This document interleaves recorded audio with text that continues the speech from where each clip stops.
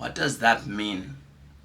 If your family structure is exactly like mine, where I have no backup, there's no parents that I can go and borrow some money from, so I have to play with debt for me to get rich or richer or wealth. So my other option would have been depending on my wife or my wife's family. But here we are. I didn't ask the question that was she wealthy. When I saw the beauty, my wife, she's like amazing.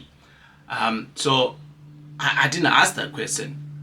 But when we was now getting married, I realized, oh, flip, she's also coming from a poor background.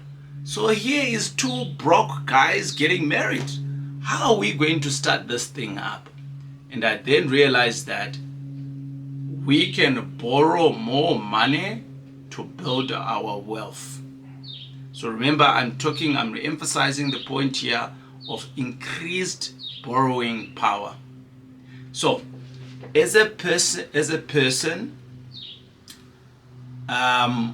if we are to look at our current act of borrowing money in our country, it does give you a limitation if you're to borrow in your personal capacity.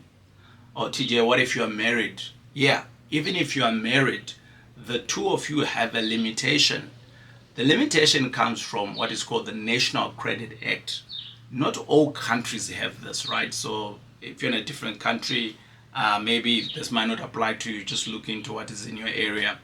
So we've got what is called the National Credit Act.